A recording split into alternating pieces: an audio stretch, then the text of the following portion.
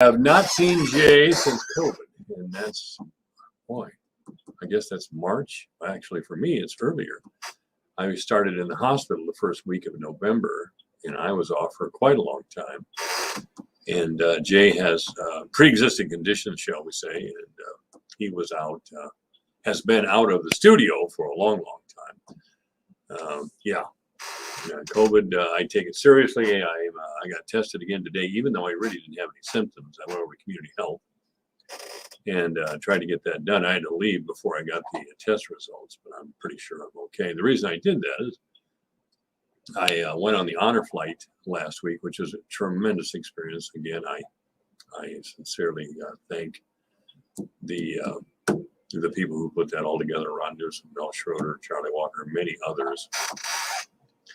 But we were cramped into an airplane, 134 veterans and staff of the airplane, of course, and staff of the honor flight as well.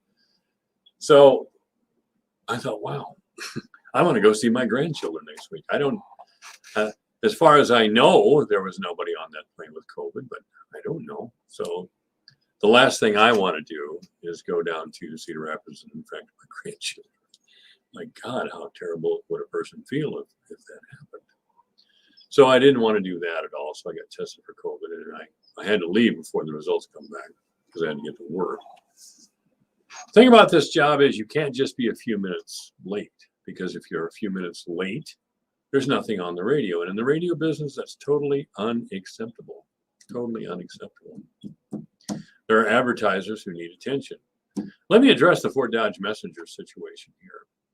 They recently received a major blow when Fairway decided to stop newspaper advertising, at least in the Ogden newspapers, which the Messenger is part of, and probably completely.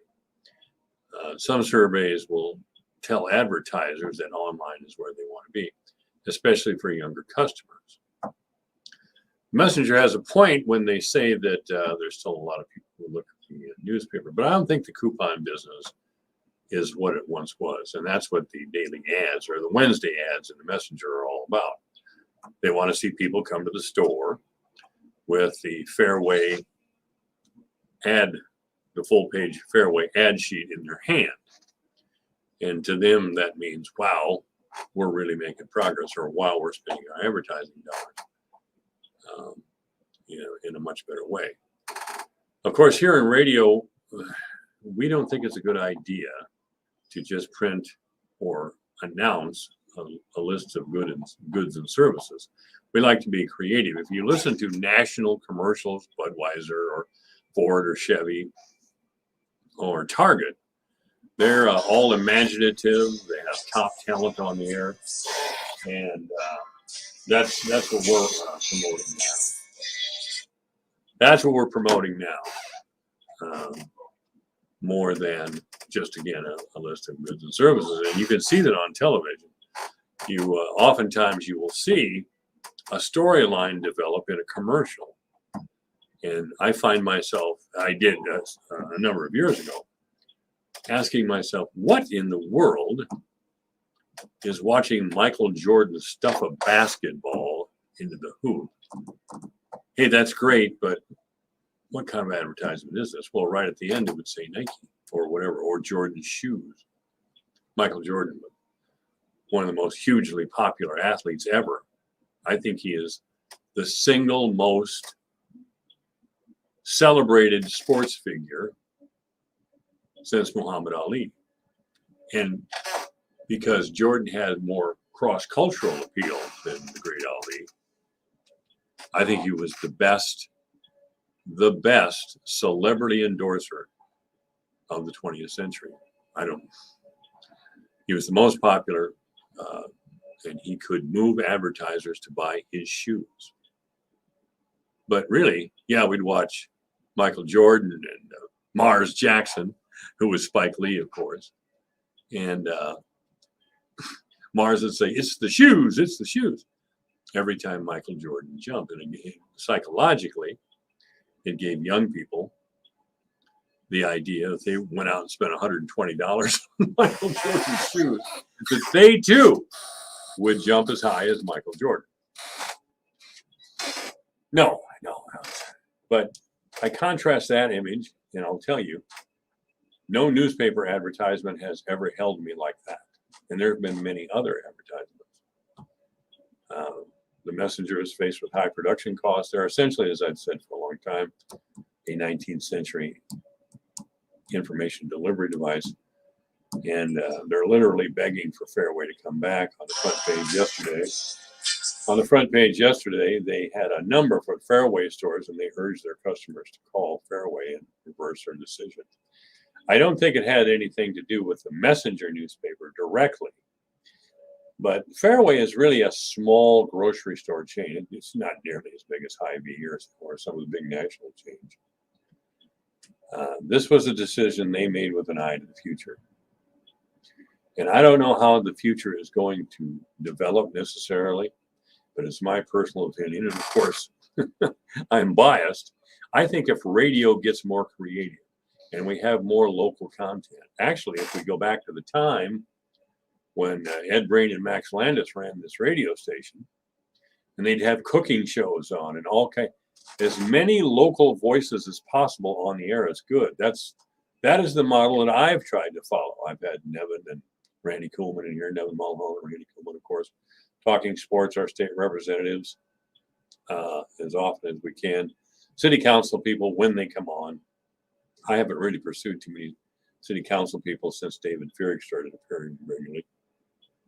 Because frankly, the city council people, for the most part, with the exception maybe of Minky, God, I hate to give them that credit, but the city council people really don't know what's happening at the city.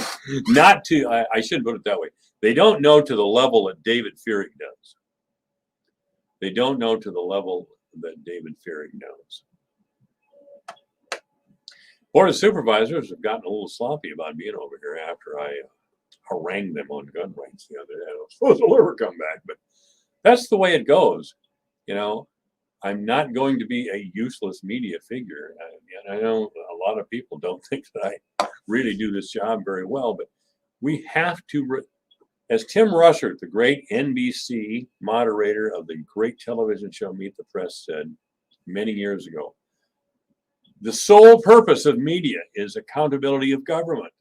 And that means in Fort Dodge, if you're not doing that, you're not doing your job. Now, print advertisement, especially print, and that's all it is, print advertisement will tell us that their real job is to bring in revenue. And of course, that's the basic idea with any business. But over time, you lose the respect of people who turn to your media source for information that will change their lives or improve their lives or whatever. Community calendar is great. Okay, I think that's great. But I haven't seen the Messenger in a long, long time take a position on anything. I was a little surprised they put my name in the paper the other day when Kevin Crimmins and I and Mike Mulroney offered our thoughts on guns in the courthouse. Because they really don't do that. Jane Morgan, our friend across the hallway, remember several years ago, she was America's Meanest Mom, and she appeared on ABC talk shows, and she appeared on the show Ellen because of a letter her son wrote, I think, the meanest mom ever. She was selling her teenage son's car because he violated the rules. The Messenger didn't mention that at all. Here's a national story coming out of Fort Dodge, Iowa, and the Messenger doesn't mention it at all. Oh, we can't have that. We'll be giving the radio station some respect. Well, somebody at Fairway discovered that maybe the Messenger wasn't the most effective advertising device. Now, Fairway has never been a big radio advertising firm.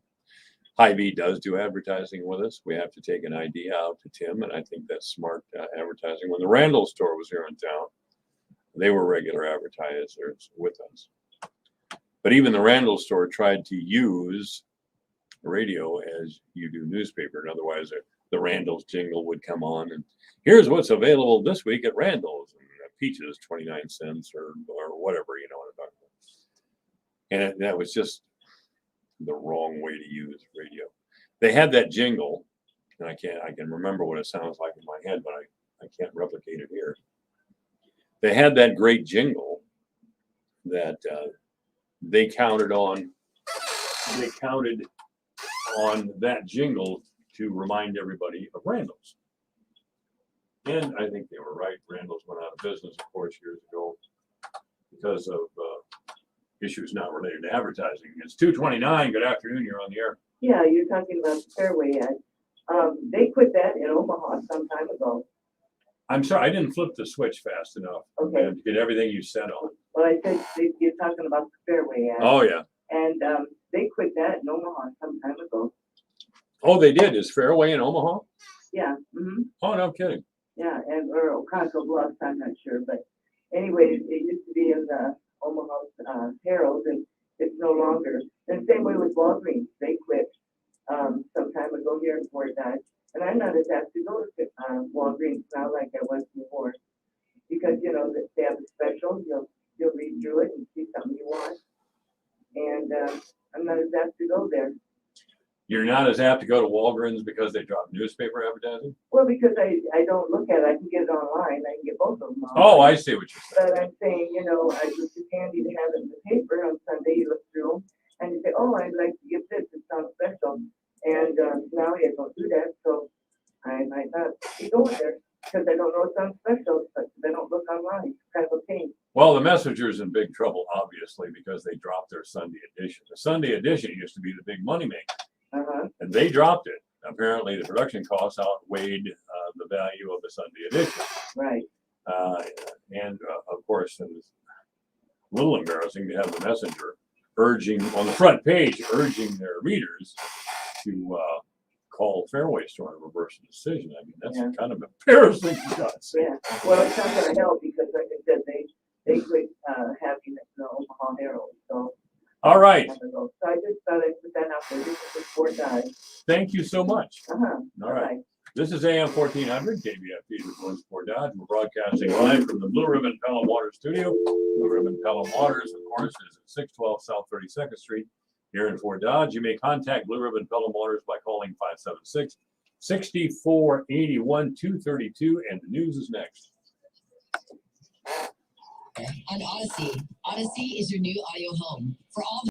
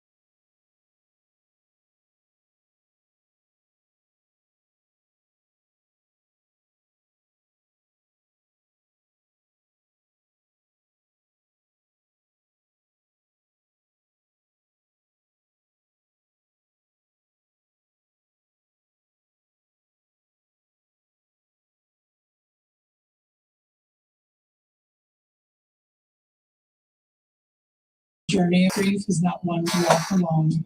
God sends us here for you. Divine intervention.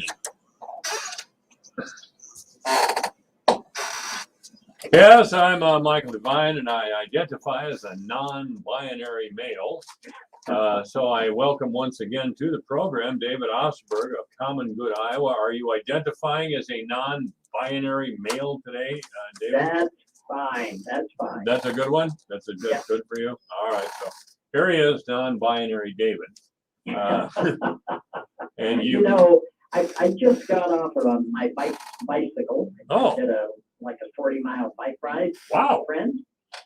And I was talking about you. And I said, Michael Devine. He said, I know Michael Devine. He used to hang out at the Yorkshire bar in Philadelphia. Maybe not. Maybe not that. I have been to Philadelphia, but I did not hang out at the Yorkshire bar. Okay. No, there's a few Michael pick that Devines. up. There's a few Michael Devines. There's even in my little hometown there were two of us years and years ago. No kidding. Anyway, David Osterberg is with Common Good Iowa, of course.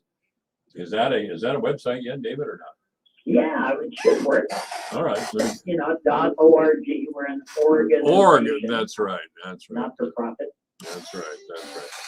And of course, David and Mike Owen and Peter Fisher and all the folks used to be with Iowa Policy Project, with Common Good Iowa, kind of brought together the Iowa Fiscal Project, Iowa Fiscal, and Iowa Policy Project. So I'm going to say that about one more time next week, and then I'm done.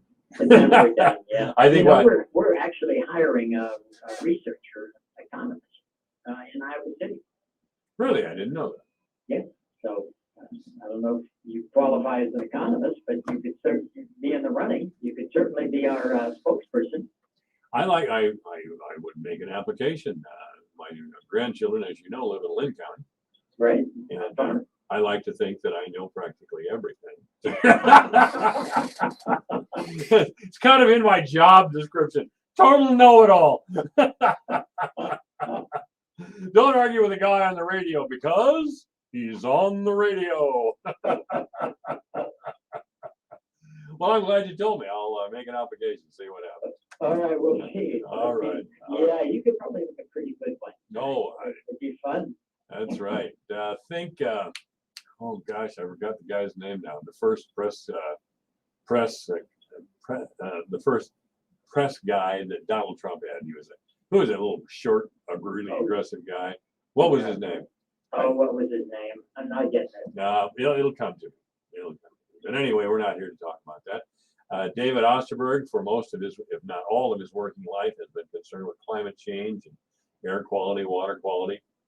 And since we have had some, and don't gloat about this, David, since we have had some terrible hurricanes. Okay. Don't gloat that we've had hurricanes. It's unseemly. It is unseemly. No, I tend not to gloat. I just say, you ought to look at this. You ought to look at this and think about climate change like people have been saying for 20 years. Well, actually, and of course, advocacy groups a lot of times get carried away. There was a piece in one of the newspapers I read this morning. I'll find out which one here pretty soon. But that we've had so many more hurricanes since 1970. Now that's 51 years. Yeah. I don't know between the years of 1900 and 1950 if we really, and that's modern times. But I don't know if we really covered the hurricanes. Really counted them. Yeah, right. It's fair. That's fair.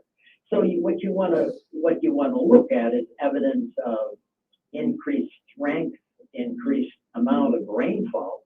I mean, this hurricane is a dead hurricane, and yet it's putting 3 inches of rain in an hour and a half over the top of someplace up in New England. My golly. New England, a lot of people forget this, but I remember from history in the 1940s, there was such a terrible hurricane that came to New England. It killed 700 people. Yeah. And the reason we don't remember it very well, or It's taught in history books because that was right around the same time that we bombed Hiroshima and Nagasaki with the big bombs. So it was kind of elbowed off the front page, but that was 700 people, that would get your attention. Right? That would, and that's probably has more to do with the warnings than anything else. Yeah, I think you're probably right.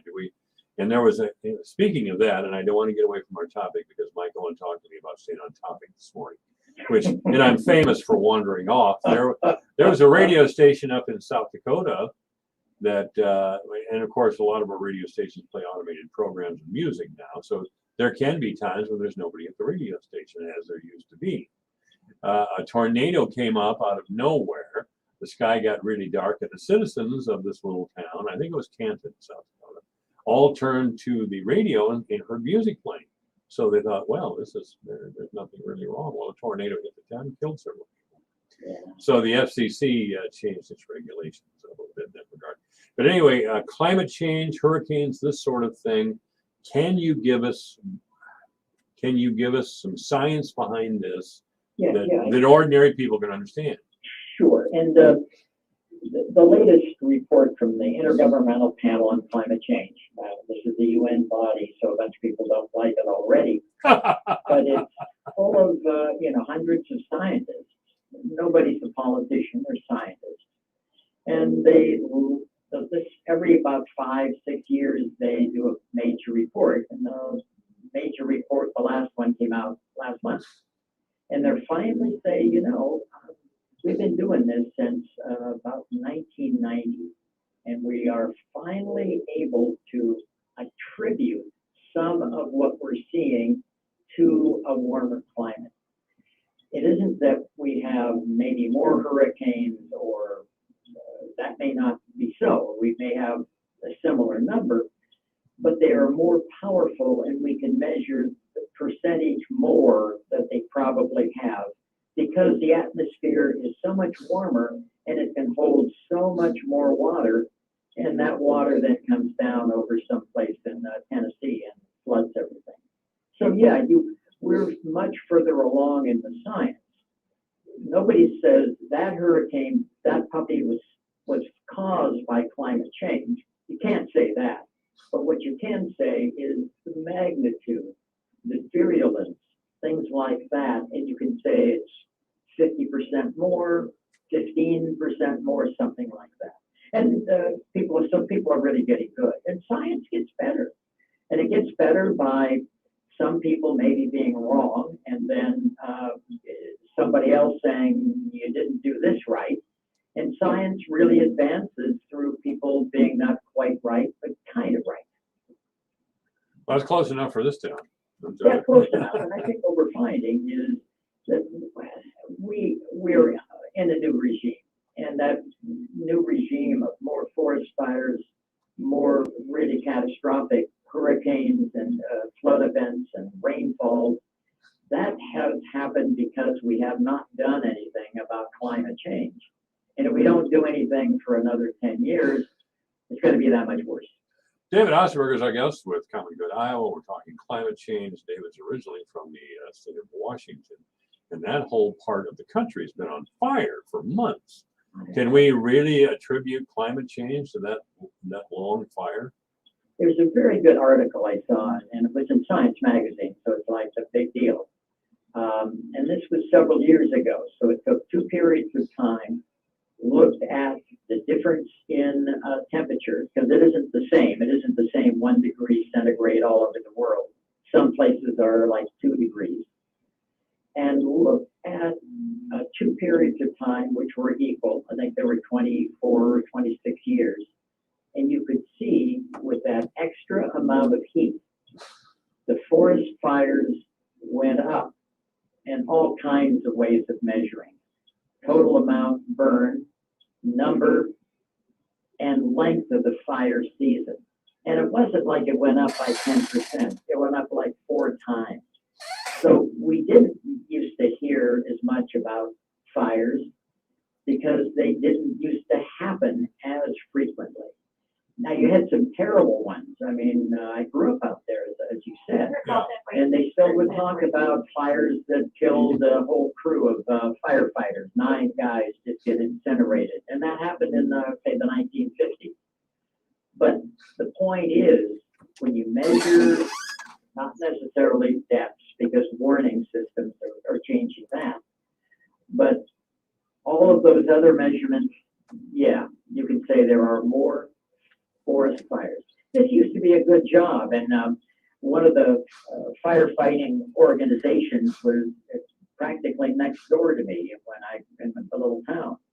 And this would be a summer job. People that take off college, say first part of June, they'd hire on to this crew, and by September, because we used to start later in college, you'd be done, and that would be the fire season, and so you could easily get that summer job. You can't now. The fire season starts in March and it goes to November. Things have changed a lot, and climate change is responsible for part of it, not all of it. David Osberger is our guest, AM 1400, KVFD, the voice of Fort Dodge. How can we, is there any real way we can tell which is which? I mean, which of the... Yeah, there is, and that's the attribution stuff. You can attribute some amount of this to a warmer climate. Yeah, you can. You can't, and again, it's not all. Fires start because people are stupid when they go camping. Fires start because of the power lines short out or something. That's not what's changing. What's changing is all of these other things. How big the fires are, how long the season is, and how much destruction they cause. And you can look at fires, or you can look at drought, or you can look at rainfall, or you can look at hurricanes, or you can look at the amount of ice in Greenland. Everything is saying the same thing. And it isn't like one thing that says scientists now believe that climate change is a reality. All of those things together say it is. David Osberg is our guest. By the way, Sean Spicer was the answer to the... That's right. Good memory. Good. That wasn't memory. I Googled him. So. Okay. Well, good Googling. Yeah, he was real entertainment. He'd fight with those people. He was. And Saturday Night Live really took him on. Yeah, they did. They had Melissa McCarthy, and she did a great impersonation, just a fantastic impersonation. And you remember why he got fired? No. He was a very effective press secretary, very knowledgeable, very aggressive guy. And Trump thought he was getting to be more popular than Trump, so he fired him. No. That's the truth, man. Those were reports at the time. Now I realize there are a lot of very hostile people in the media who could spread that, but it was from multiple sources, which are usually pretty reliable, Yeah. that Sean Spicer was just too high profile for Trump. He wanted all the attention on himself, which kind of plays into certain stereotypes, I suppose, that people who didn't like Trump would have. But that wouldn't surprise me at all. Why else would he be fired, for God's sake? Yeah. Doing a great job. Go ahead. Yeah, I was going to, part of the thing we were going to talk about is, I had a letter to the editor today. Oh, that's right.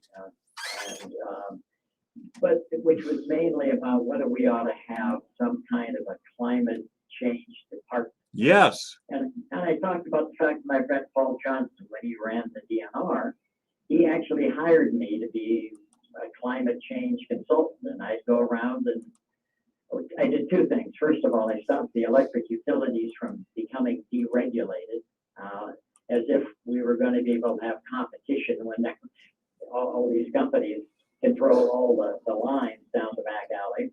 But besides working to stop that, I also went out and talked to other parts of the agency about climate change. And in 1999, a lot of them didn't believe it. And my evidence in 1999 wasn't that strong. Really, and it's been the last 20 years or so when people can be more and more sure of what's happening. I was over at the Board of Supervisors the other day, And this is totally unrelated, so I'm not going to even go into why. Most people listening know why I was over there. But the point I was trying to make, and the issue was gun control, is that we see so many terrible images on television. Who isn't shocked by gun violence? Who isn't appalled by what we see when we have a major hurricane or tornado or flood or any of those things? That we get a little caught up. We find ourselves being afraid all the time. Do you think that's happened with climate change? Because there are some climate change hysterics out there, if you ask me.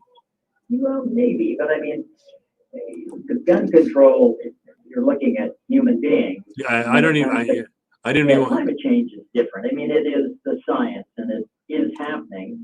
And then what is required that we do is more solar, more wind turbines like we have all over Iowa. So Iowa makes money. I mean, climate change is happening and we get to make money on it. So it's not like it's catastrophic in that sense. We like that, don't we? Yeah, well, the state of Iowa should. And by the way, here's another thing. On Thursday, I was in Muscatine, Okay. and Muscatine has their own municipal utility company. You know, they sell you water, of course, and they also sell you water and power. Right. What I was saying is that 43 years ago, I was on the Mississippi River talking about a power plant. It wasn't the power plant that this municipal utility was closing down, because they're closing their coal plant. And they're going to put in solar and natural gas. And I was part of a group saying, maybe not the natural gas. That may not be the best idea. More solar, more wind. But the point was that I was fighting the Lewiston power plant. This is 1978. You know, I'm a little professor at a little college, and I was the best knowledgeable person they could find to do this. So obviously, this group didn't have a lot of depth and spans. But my argument was the plant you're building is too big. It's 650 megawatts. It ought to be like 400. You can probably justify that. And the reason I was arguing that long ago was not because of climate change. I was, didn't understand it at that time. But the fact that your rates were going to go up if you did things that weren't right. Right. They went ahead, they did it anyway. And 4 or 4.5 years later, the same utility board that had to approve that power plant came back and slapped the hand of the utility company saying, you've got too much excess capacity. You have too much here. You don't need it all, and you're charging your ratepayers for it. So your rates are higher than they should be. So whap, we're going to not let you charge them for this extra amount. We were dead right, even though they were smarter. Maybe they had certainly more staff working on this than my little covey of environmental types. And then 2 years later, 1980, Iowa Electric at the time comes along. It's now, as you know, Alliance. Yeah. Comes along, and they wanted to build the Guthrie County coal-fired power plant. You know about that one? I No, do. you I don't. no. They stopped it. They stopped it because they did not need it. And if they had built it, it would have been more costly to the ratepayers. So my only point in doing that is to say to the utility executives, well, the manager of the Muscatine Water and Power, who was in the audience, you might be wrong. And doesn't mean that I was right once, so I'm going to be right all the time. But it's possible that you're looking at data, and if you looked at some more data, you may decide that gas plant isn't such a good idea. You ought to be going forward on storing that solar in big batteries, and that could do the same thing that gas plant. Not exactly the same thing, but almost the same thing. Ought to be in your consideration. I'm sorry, was your letter in the Cedar Rapids Gazette or was it in the Des Moines Register? It was Des Moines Register. I can't find it. There's so much outrage here about the Texas abortion law that Right, hard to keep on an issue. I mean, you have trouble keeping on. I mean, I do, and I read a lot. I mean, that's one of my favorite things to do. And Mike said it was in. I didn't see it. okay, and was it in the opinion section or? Yeah, Okay, all it right. was the letter. It wasn't a whole offhand. It was a letter to the editor.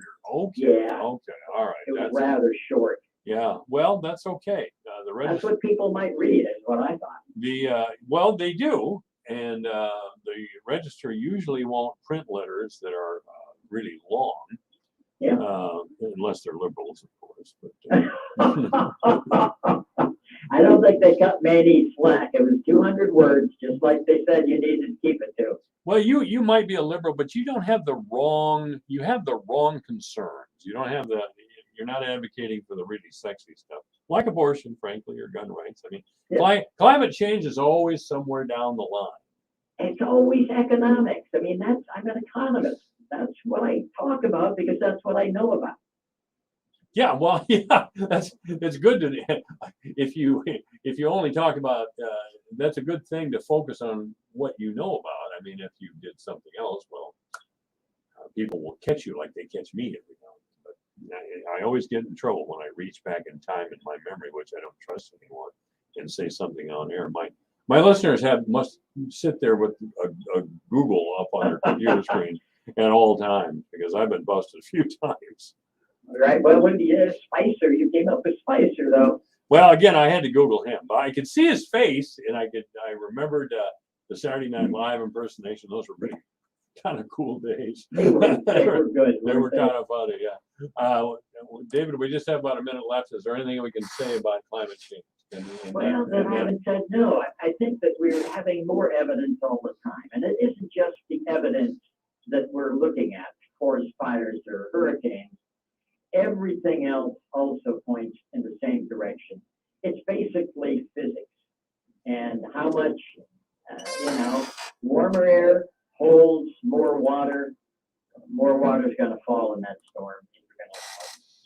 That's right, sir. All right, David Osterberg with Common Good Iowa has been our guest. Look forward to seeing you soon, David. Hey, good to talk, Mike. All right. This is AM 1400, KBFD, the voice of Fort Dodge. We're in the Blue Ribbon Pelham Waters studio. Blue Ribbon Pelham Waters is at 612 South 32nd Street, Fort Dodge. You may contact Blue Ribbon Pelham Waters by calling 576-6481. That's Blue Ribbon Pelham Waters, 576-6481. It's 3 o'clock. Senator Tim Kreinbrink will be in the studio in the next hour. News is next. This is AM 1400 KBFD, and thank you for listening.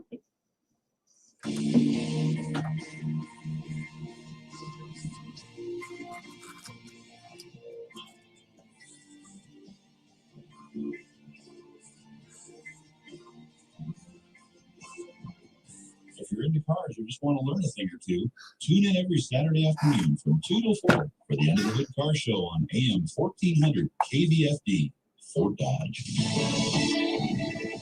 A grim search continues. I'm Lisa Brady, Fox News. They're going door to door in areas hard hit by the remnants of Ida, including New York City, where record rainfall led to the city's first ever flood emergency declaration, and at least 12 people were killed, most of them in basement apartments. This is the scene that we're seeing all around Queens, where 11 of the 12 deaths in the city are. People have died in their basement apartments. It's the lower level of these houses.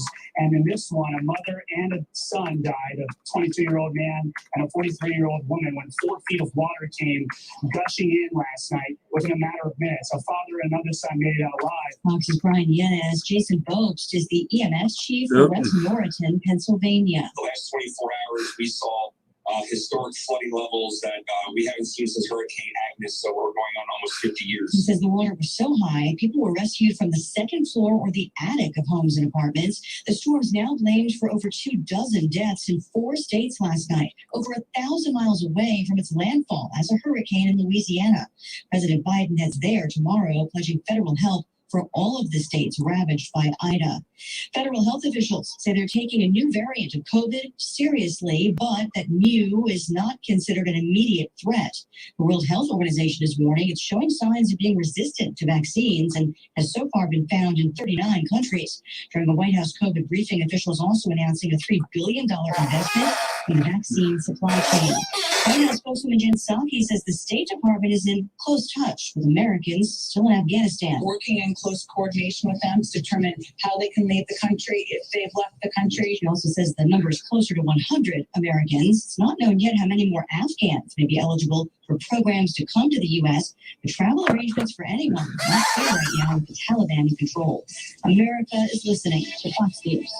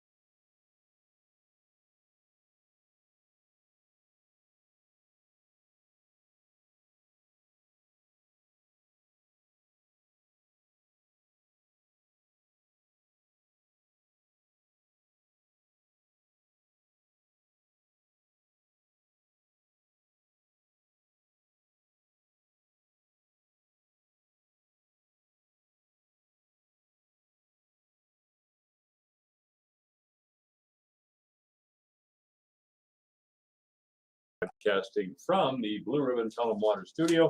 Blue Ribbon Pelham Waters is located at 612 South 32nd Street here in Fort Dodge. You may contact Blue Ribbon Pelham Waters by calling 576-6481. That's 576-6481. See, I have all the exciting stories, and Senator Kreinberg's going to tell us in the next session how he stole the neighbor's cow. You have one of those stories? No, I'm just learning from you. I'm gonna make them up. I knew a family where there were a lot of boys years ago. Yeah, they were all my parents' generation. They were the orneriest cusses you'd ever want. See, they all became successful in their life, but they'd go out over to the neighbor's backyard and and grab the cows and tie their tails together. And then the cows would try to get away, and pretty soon one of the cows would pull the other's tail completely out, and they just thought that was funny as heck. That must be toxic masculinity. So this is another one of those stories that next Friday you're going to confess to. No, that no. You actually did. No. Nevin doesn't think that confession will help. He's probably right. This is KVFD.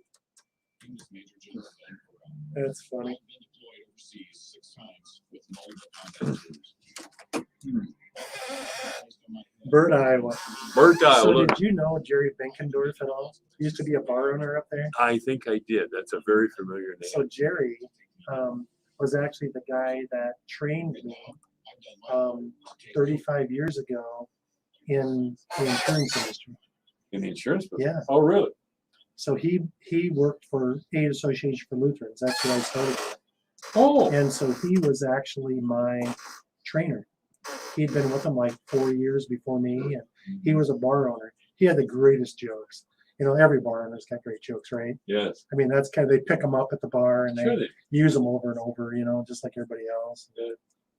Yeah, I did. Gosh, I can't place him right now, but Kind of balding, yeah. bigger guy. Had a wife that was very outspoken, blonde. What was her name? She was, she might have been a hairdresser. Then they moved to Humboldt. Sounds about right. Then they moved to Humboldt. Yeah, sounds about right. Jerry and, Is he still alive or did he die? oh yeah, no, he's alive. Well, if you ever see him again, tell him I Jack will. Trunkill threatened to beat my ass. If I ever come back. He'll know exactly who you're talking about.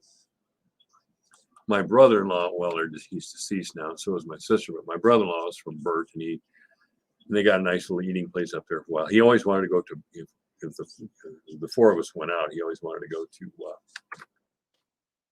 Burt. Well, it's probably a little bit more active than it is now. Oh, the last time Right. I was in Burt, which was, I don't know, 5-6 years ago, it looked like it was dead. Yeah. No, what do they have? One bar and One bar and that's it, no gas- grocery little gas stores. station. They used to have Somebody little, lunch it. Where did it die? Somebody just, someone blinking. see, this always happens. Here we are in the middle of the news and they want to talk.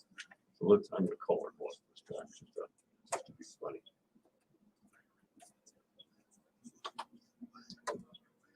Yeah, it's Mike.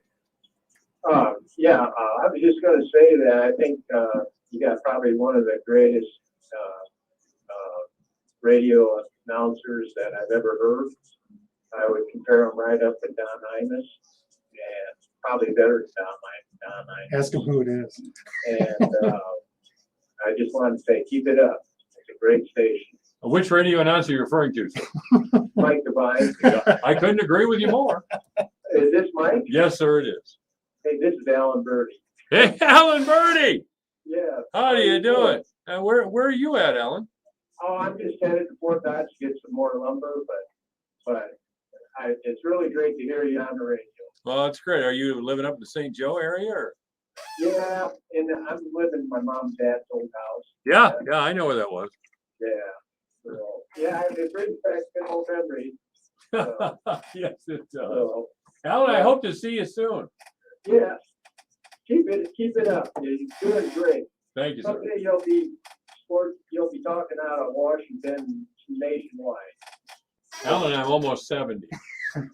Yeah, well, Don Imus, he was getting up there too. Wasn't Yeah. Oh, yeah. He lived to be 77, but he had a career that went 50 years. Yeah, but you just been found out now. I guess you're right. Thank you, Alan. You bet. You bet. Good talking to you. Bye-bye. You ought to get to know the Birdie family. There's a bunch I of do them. kind of. Do you? He's a construction guy, right? That's one branch of the family. Yeah. Yeah, they're a big Catholic family. Oh, They yeah. all settled in the St. Joe area. I know Jim. Jim has the daughter that has a couple kids, but this one is severely Oh, I'm sorry. handicapped. And so he's been going. I've been trying to help them round with Medicaid, you know, with this privatization stuff.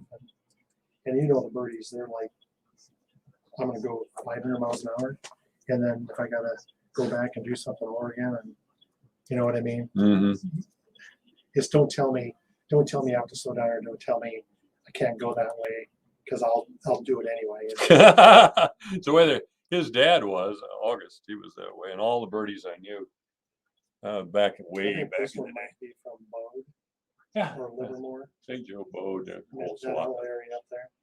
They're old Dutch Catholics. They must have got kicked out of the whole country for being Catholics. Yeah, they got kicked out of the First Reformed Church. Yeah, yeah, they could have been. Is that where you went when you were up? You were a Lutheran. weren't you? No, I was Presbyterian, and Sally was a German. Well, she Oh. was German Lutheran. German. So You just decided on well, I mean, that was part of the deal. that. Wasn't a married, I had to change. Yeah.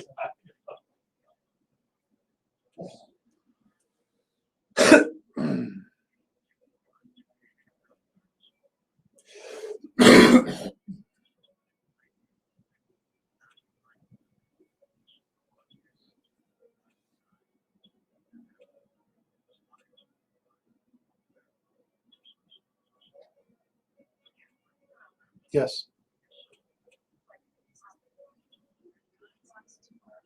Okay. Okay.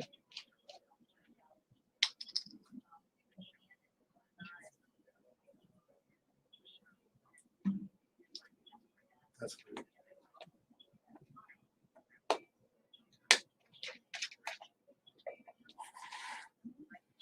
Okay.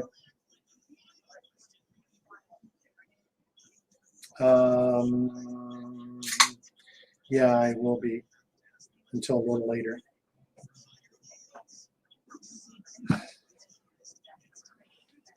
Okay. Ooh. Okay. Yep.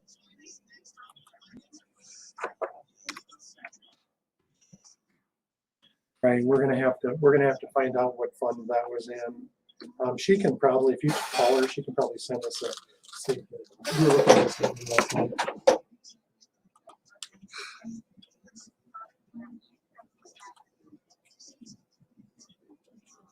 With Edwards.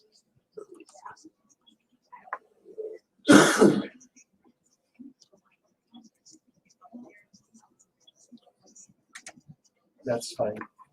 No, that's fine. This is AM 1400 KBFD, the voice of Fort Dodge. I'm Michael Devine. 3:36. We'll be back on the air with Senator Tim Kreinberg in just a couple of minutes. Obituaries this hour are brought to you by Gunderson Funeral Home and Cremation Services at 1615 North 15th Street, Fort Dodge. You may contact Gunderson Funeral Home and Cremation Services by calling 515-576-7128 or online at www.gundersonfuneralhome.com. Jerry Martin Ledley has passed away. Jerry Martin Ledley Sr. has passed away. Mr. Ledley passed away on August 30th at the Paul J. Baber Hospice House, surrounded by his family. Services will be held this evening at 6 o'clock at Gunderson Funeral Home and Cremation Services. Obituaries this hour brought to you by Gunderson Funeral Home and Cremation Services at 1615 North 15th Street, Fort Dodge. You may contact Gunderson Funeral Home and Cremation Services by calling 576-7128 or online at www.gundersonfuneralhome.com. It's 3:37.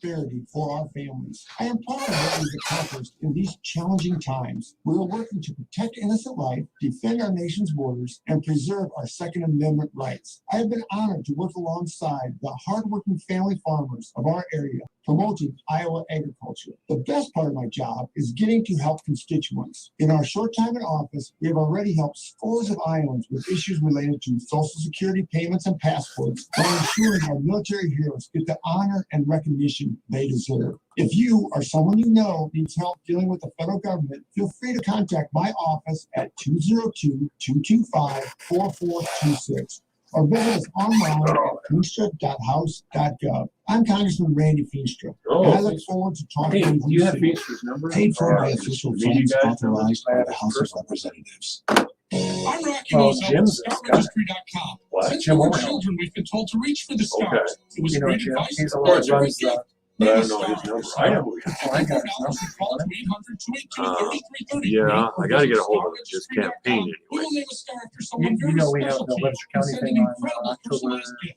The new star name will be 15th or recorded in whatever. book form in the U.S. Out of- Copyright out of Office. Call the Fort Star Frinley. Registry, 800-282-3333, Trying to or get visit starregistry.com for the hottest Well, gift. text me his number or his media guy's number or something. I gotta get him on the air. Being too wonderful and magnificent. But I don't care how awesome this makes me. I'm doing this for the people. So just download the app and that benefit is up to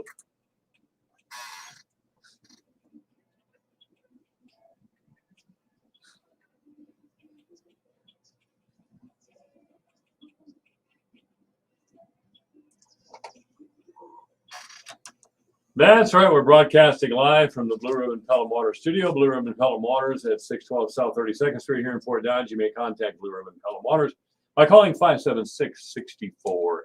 That's 576-6481. Our guest is Senator Tim Kreinbrink. And yeah, we just heard a advertisement for Feaster for Congress. I think Randy Feaster's done a hell of a job. Randy's been doing a good job. Has he got an opponent? I haven't heard. I'm not sure about that either. I think he's in a pretty safe spot, actually. Yeah, I think he is too. He's you just texted me. Thank you. That's okay. Yeah, well, that's great. I mean, it's pretty safe to say that a Democrat doesn't have much of a chance in fourth district. But the redistricting, I don't know if you know that, but it's happening, and I think the LSA has put their first map in. So it's now. So who has? Did you say? So the LSA is like the Legislative Service. I can't even tell you what the last word is, but anyway, they are drawing the maps since the census was late. The 2000. Were the Democrats in charge of that, or what? Well, the 2020 census was a little late because of COVID, so we would have had the maps already redrawn for the new lines for our congressional and our state Senate and House races. So now we are in the process of drawing the lines. We go by the total amount of people in the state of Iowa, and you divide that by 50. So if it's 3 point whatever million, then each one of the senators is going to have, 60,000 some odd people, and then they have to draw the lines. And I don't know if that's what you were going toward when you were talking about Jesse, but Jesse does live in Webster County. Yeah. So if it happened that I would, I know this district would include the entire Webster County all the way down to Dayton and Lehigh and that area, then there would have to be something worked out between me and him if I wasn't going to run, or if he wasn't going to run, or if he was going to move, or whatever. It just depends. Or I might lose that bottom half of Webster and go up to Kossuth, or over to Buena Vista, or it just depends. I could lose part of Mike's area, and Mike could run for the Senate, in that area. We don't know where those lines are. So right now we're in the preliminary, the first step of getting those boundaries redrawn. And the first thing they do is they draw the congressional seats. Yes. So that'd be the 4 seats that we currently have. And so Feenstra and Axney and Miller Meeks and Hinson will get theirs drawn, and then they'll start, going after the Senate seats like mine, like mine and Whitford, and all the ones that are Senate, the 50 senators. Well, there's some places that are safe for Democrats, Iowa City, Story County, Oh, yeah. those sorts of things. Yeah. Polk County. Yeah. You know? Is Herman Kornbach still in the Senate? Mhm. God, what a bore. I'm not sure if he teaches anymore, though. Did he retire I think finally? I'm not sure. I think he might have retired. I'm not totally positive, but and I wouldn't know Senator Cornbuck's age either, whether he's ready for retirement or not. But he's a very smart man. I mean, Oh, I'm sure he is. very academically very smart. Well, I have a little problem with experts. I went through that again Tuesday, that experts have their biases. And when they put out their little studies, and especially if you're the CDC, for example, you want to put out your little studies that tell people what to do and what to think. And I'm ready to say to all the experts around COVID that you owe us an explanation. Are you making any progress in a permanent vaccine or a cure? Or why are you constantly waving around the latest study that says we all have to stay masked ad infinitum? Because this is a real political play by the Democrats. You see a Democrat on TV barking about COVID, they're trying to undermine Kim Reynolds and the Republican Party's argument on individual freedom. And I will always come down on the side of individual freedom. Yeah, the Constitution is actually what we're accountable for. Every one of us that are sworn into office, from the sheriff to the city council, you know, we're all sworn in to uphold the Constitution. Yeah. And so when there's a time that you don't, and you're not following the Constitution, I would imagine that's probably an impeachable, or I mean, if you're not upholding the Constitution of the state of Iowa and the United States of America, that's something that is, I think, should be taken pretty seriously. But apparently, it's been trampled on so much in the past that it doesn't even, I mean, it doesn't mean anything. It's like that same thing we were talking about before. The shock factor is if we start trampling on it just a little bit, and then now it's being totally trampled on, people are acceptable because how do we fight it? It's too late now, you know, but it isn't. People need to stand up for the rights of all of us, whether you're Republican, Democrat, or Independent, or don't really care. You know, I mean, it's still our duty to stand up for the Constitution of the United States of America. Yes, it is. A lot of women stood up at the supervisors meeting the other day, courthouse employees, saying they didn't feel safe sometimes. Now, I'm not a woman, and I know there's a difference. We all know there's a huge difference between the way women and men see things. Somebody yells at me, I'm going to yell it back. You know? But I did stop to think how it would look to a woman who might be 5'3" or 5'4" to have some big old farmer yelling in her face. I don't know if that justifies keeping guns out of the courthouse or more sheriff's officers in the courthouse during working hours, but I think it made me think anyway that maybe we do need a greater presence or better security at the Webster Yeah, the County last Courthouse. thing you want is for something bad to happen. And, God, who would want you that? know, I mean, Terrible. Nobody wants that, and because of the, you know, the way that our world is today, I mean, there's just a lot of really weird people out there. There really I mean, is, You don't isn't there? know. You know, I was driving home last night, and I went by a filling station that's kind of out in the middle of nowhere, not nowhere, but in Iowa, where there probably isn't somebody within 5 miles of it. And I know there's a car there with a person working inside, because I could see the person. And I thought, you know, every time that a car pulls up, you know, and you just wonder, you know, is it, you know, I mean, it would cross my mind. Yeah. You know, I mean, you just wonder if somebody comes in and they wanted to rob you or just is in a bad situation and maybe not mentally on top of it.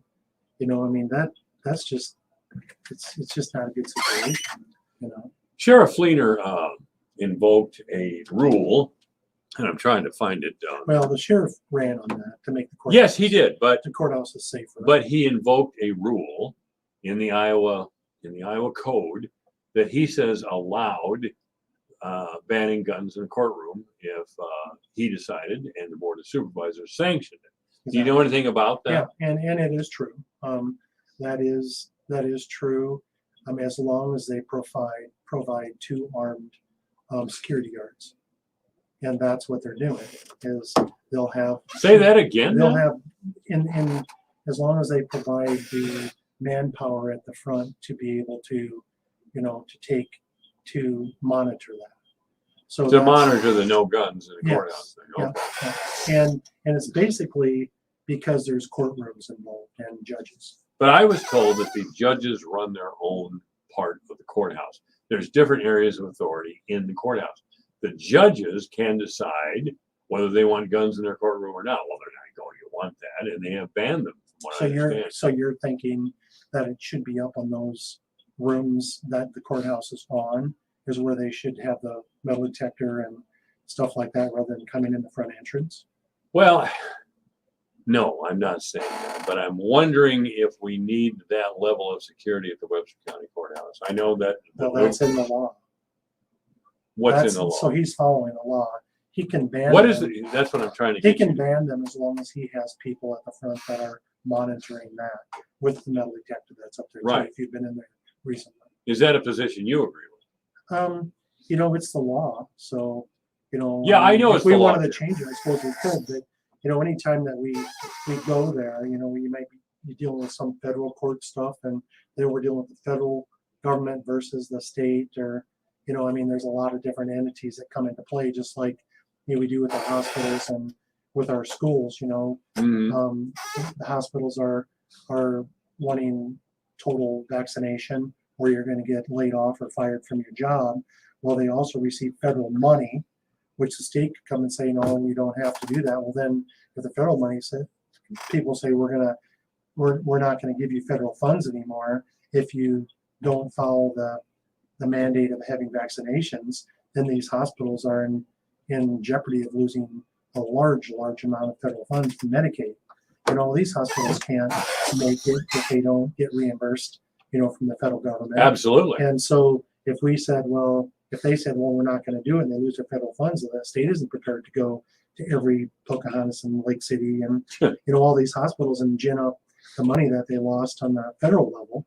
So in a way, we don't know if that's legal. What the federal government is saying, if they're saying that as a threat and it's actually legal, if they can do it, or if it's something that they actually have the ability to not give those funds. Yeah. As if that is true. So we're still trying to sort through all of that stuff. And, my heart really goes out to the people that, personally have a hard time for many reasons of getting vaccinated, but they're going to lose their job if they've been there 22 years. We can laugh about it, but it's really a tough. That was not. I know, real but laugh. it's really a tough struggle for some of the people that just in their own heart, they don't want to do this, but they have a 22-year career and they're weighing both sides of this saying, what do I do? And my heart actually goes out to these people, they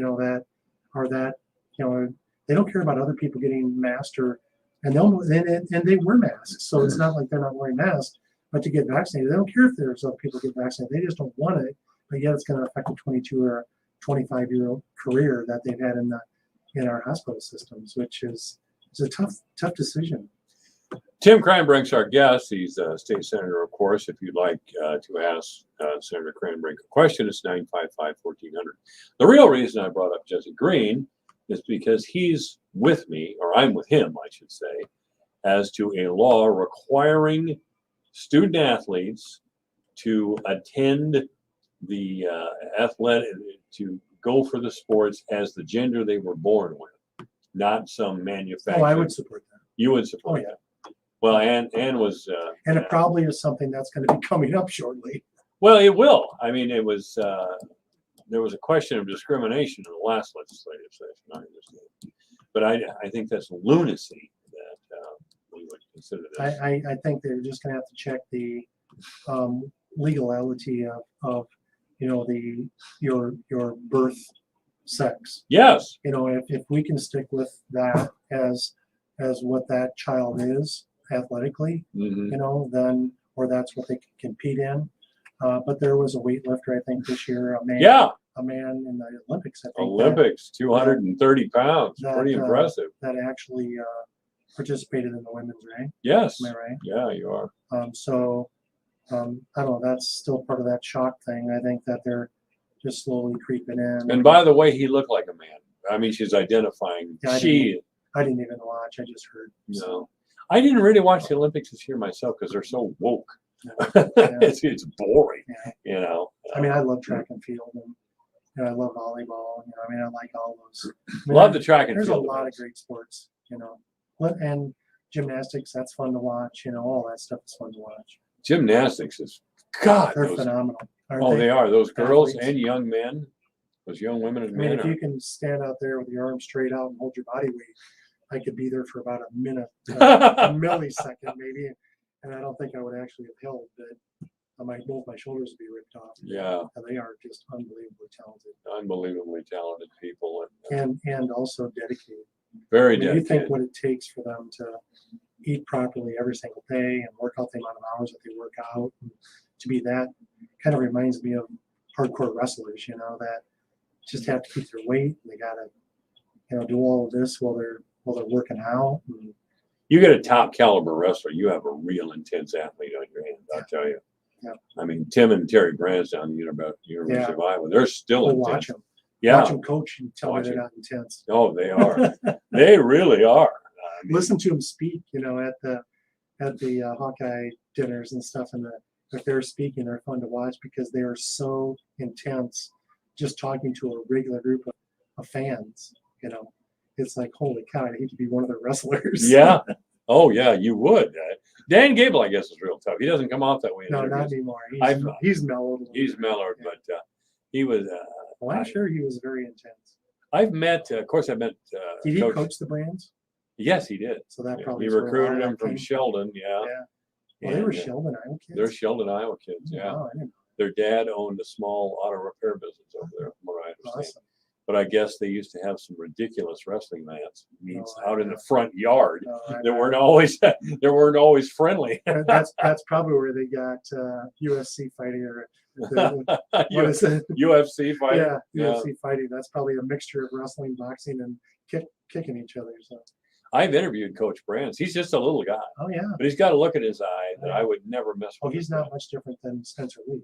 No, I mean, size-wise, when they come into we've had him in the Senate as far as recognizing him for his championships and stuff, and they're pretty much the same way. And he always comes to me and, kind of tells me to edge our good wrestlers to Iowa, that Yeah. we've got here, like Teskey and all those guys that are going through right now. Yeah. Iowas and all those good wrestlers. well, you and I, Doug Osborne, is that his name over there, the head coach of UNI? He seems to have a pretty good line into the Fort Dodge Yeah. wrestlers. He's Yeah. got both Alaras over there, And Teskey, I Teskey, think ended yeah. up there after yeah, Penn he did. State. Yeah. Penn State, yeah. We still have a lot of great wrestlers.